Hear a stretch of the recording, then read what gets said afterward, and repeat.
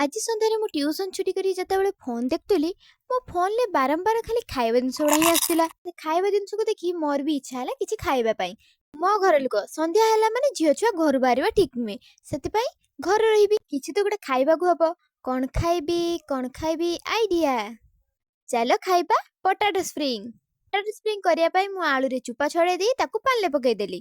ତାପରେ ପଟାଟୋରେ କୁଞ୍ଚି କାଠି ପୁରେଇ ତାକୁ ପଟାଟୋ ସ୍ପ୍ରିଙ୍ଗ ଭଳିଆ ସ୍ପ୍ରିଙ୍ଗ କରିଦେଲି।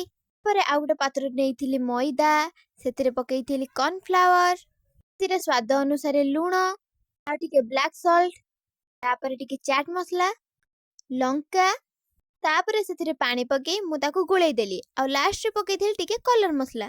ଆଉ ସେ ବ୍ୟାଟରରେ ମୁଁ ବନେଇଥିବା ପଟାଟୋ ସ୍ପ୍ରିଙ୍ଗକୁ ଭଲ ଭାବରେ ଗୋଳେଇ ଦେଲି। ତାପରେ ମୁଁ ତାକୁ ଗରମ ତେଲରେ ପକେଇଦେଲି।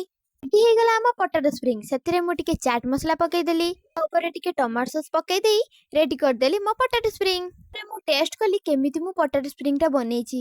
ଆଉ ବିଶ୍ୱାସ କରିବେନି, ବହୁତ ଟେଷ୍ଟି ଥିଲା। ମୋ କଥା ଆପଣ ମାନେ ବିଶ୍ୱାସ ହଉନି, ଚାଲନ୍ତୁ ମୋ ବୁଢୀ ମାକୁ ପଚାରିବା ସ୍ପ୍ରିଙ୍ଗଟା କେରକ ହେଇଛି।